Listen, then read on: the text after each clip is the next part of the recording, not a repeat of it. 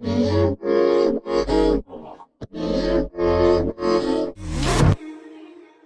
friends, welcome back to my channel. I have a fun video today that kind of takes you behind the scenes of my whole business.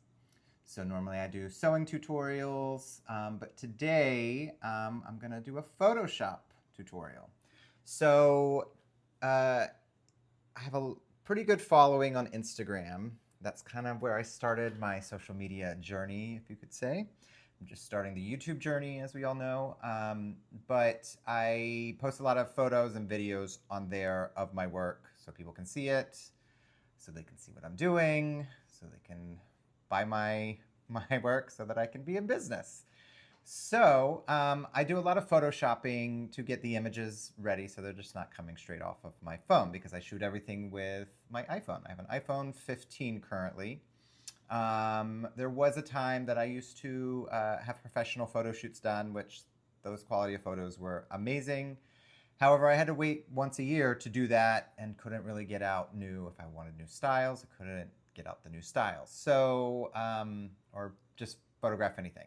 So now I have built my own photo room in my studio. It's all white walls, so it's nice and clean. And then I have a couple of mannequins that I can throw dresses on and take photos of them, whether it's the custom work that I've done or if it's new styles that have come out. So today I thought it'd be fun if we went along and I showed you how I do my Photoshop. Now I have to preface this, that I am not a Photoshop guru. I am not a professional. I probably use 1% of the tools on there. But I just thought it would be nice to show you if you just need kind of like the basics of like upgrading a photo, how I do it. And hopefully that gives you ideas without going too crazy into all the like really, really technical stuff that I know a lot of people do. And you can probably find a better video on YouTube. However, I'm going to show you my quick and easy way that I've kind of figured out over the years. I've probably been using Photoshop 15 years. Photoshop, you currently have to have a subscription to it. You used to buy it. Now it's a subscription. I can't remember how much it is a month. It's like 50 something dollars. I feel like it's a month. I guess I need to look at my credit card bill to see what that is exactly.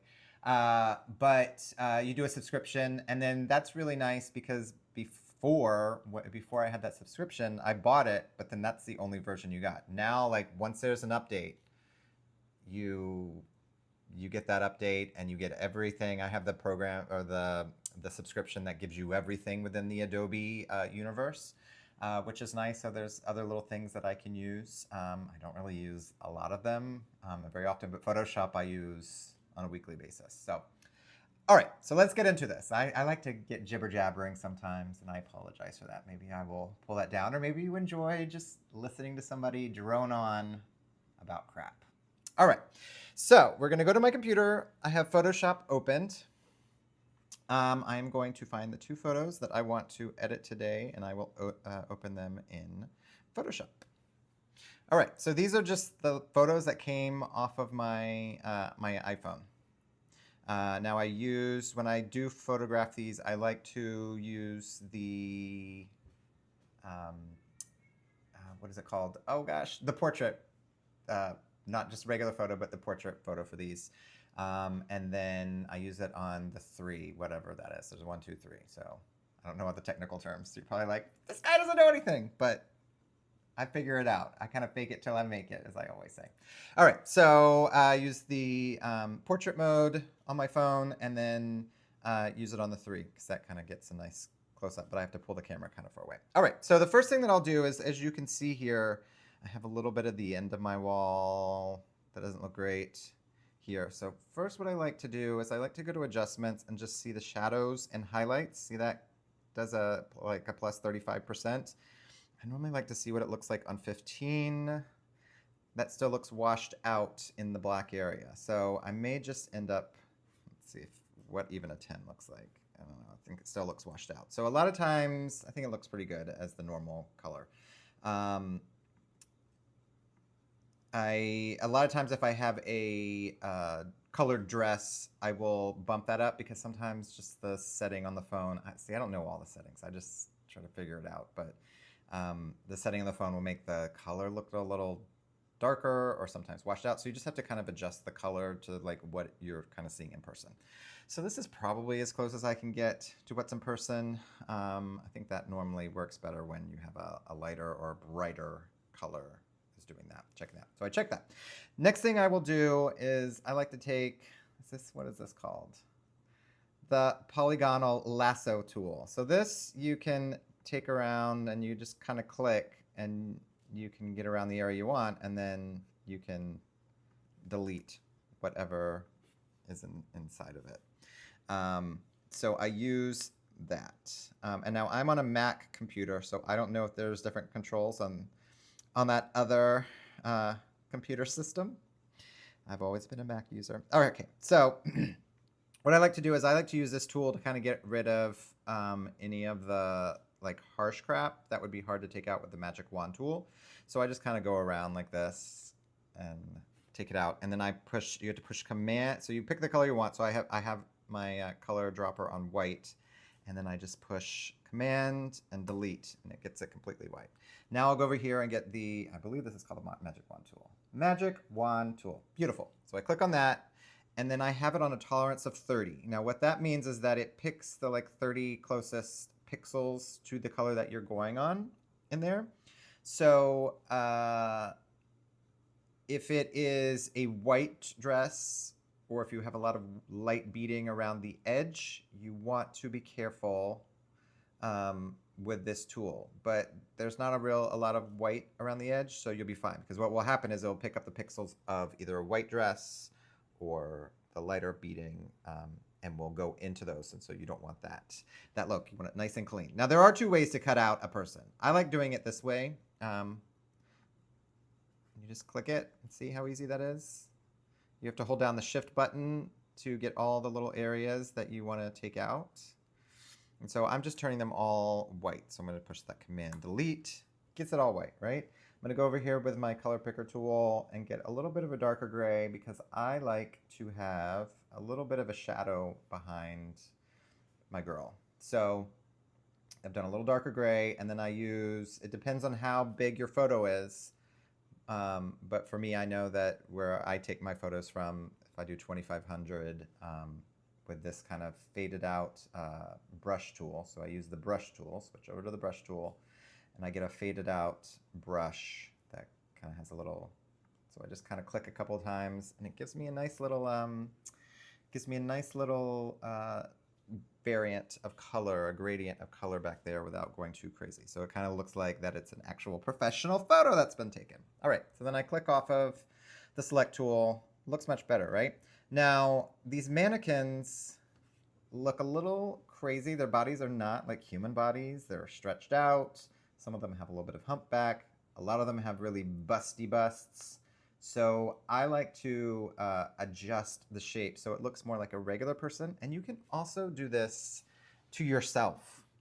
This can be a little trick if you use Photoshop to like nip and tuck a little bit.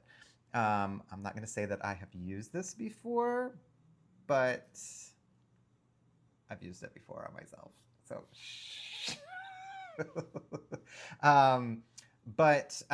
so this will be the liquify tool, and it's a really amazing tool. Now, the reason why I use this, like I just do adjustments, is that, you know, when they say that the camera adds 5 pounds or 10 pounds, it's because we're used to seeing, when we're seeing people in everyday life, we're used to seeing them in 3D. So you're kind of seeing their angles. But when you're being shot like front on, you're turning into a two-dimensional object. So you kind of go flat. So this is just kind of nipping and tucking to look a little more normal. If you're doing it on yourself, on these mannequins, not real bodies, they don't look great. But if you just feel like you're looking at a picture and you're like, you know, I just don't feel like I look that heavy, and I just want a little bit of nip. So this is what you do. So you are gonna go to liquify tool. You'll be on the liquify tool here. Now with this one, I know I need to go up to 1000. I get a kind of big circle here. And what I like to do is I like to widen the shoulders a little bit. It just makes it look a little better. So I just widen slightly. Look how amazing that is. And sometimes I'll just move the arm over just a little bit. Just widen. And then white in there, white in there. I might slightly take in this crazy long alien neck. But that already just kind of makes it a little more nice looking to the eye when you're looking at it on these mannequins. Because these dresses always look so much better on an actual body. So I just try to make it look as decent as possible on these mannequins, because they don't have mannequins that are like real bodies. I wish somebody would make a mannequin like a real body. If you know of a place that sells mannequins with real people body, please put it in the comments down below. Put a link so that we can all find this amazing mannequin, please. All right. So next thing that you can do, I don't really need to do it with this one. I have two different mannequins because this is my smaller size, and then I have my size that fits like adult small and adult medium. And that one's arms are a little closer, so I don't really have to do it with this, but I'm going to show you a cool tool. So this is the Freeze Mask tool here. You can touch this, and then see it turns red, and you just are freezing anything in this area so that it doesn't, when you go to liquefy, it won't touch this area. So if the arms are a little closer to the body, then, and you want to nip the waist just a little bit, and this tool is a little too big. Because if you go smaller on this tool, this round tool, it will kind of dent it funny. So you want to have a bigger. So just take it in just a little bit. I kind of adjust here and there, kind of go out. But see how like nothing budges within that red area. But if I go down here, see her arm move? So that's great, because if I did not have that red, it would be moving, and then her arm would get wonky. So that's a nice little tip, that if anything you want to freeze around what you're pulling in, you can do that. So I just like to kind of adjust and just kind of eyeball it and see what looks the best, and just make it look as nice and snatched as possible. So I think that looks pretty good. Now you may need to delete, there's a delete right here that you can just get all of this off if you need to get it. And then I think I'm just gonna pull out just a little bit there. And I'll delete her off of here. Just make sure everything looks good. And you don't have to, like, if you're done with that, you don't have to delete that off like I just did. I'm just checking to make sure she looks good. But I think she looks pretty good here. So, all right. So then I push OK. I'm gonna save. All right, so I've saved my file. Now I have to go to this other one over here. I'm just gonna do this one real quick. Show you how quick I normally do it.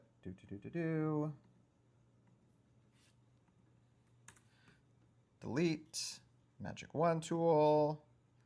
Get all those areas that I wanna take away.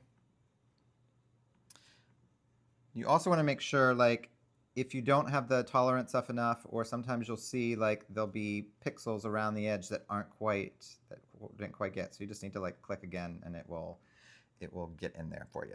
Okay, so then we're gonna delete that, all white, beautiful. We're gonna get a little bit of gray behind, beautiful.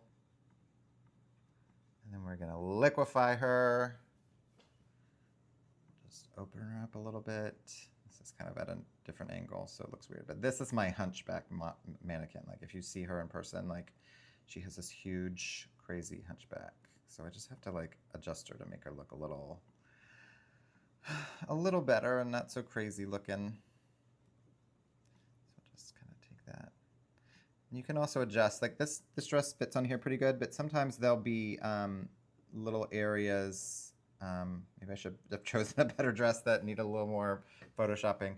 But there'll be little areas here and there where like the fabric's wrinkling on the mannequin, because it's with human bodies, we're squishy. So the dress kind of like conforms to that. Whereas the dress, when it's on a mannequin, it's hard.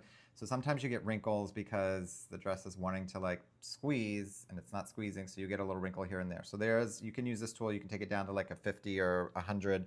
And if this line right here was not straight and it was a little wonky because there was a wrinkle, you can just kind of pull those wrinkles out with just kind of shaping it more straight. All right, so we've got that. We're gonna save that. All right, beautiful. We're done with the back, but I like to take the front. So we're just gonna Command copy. So we've got that.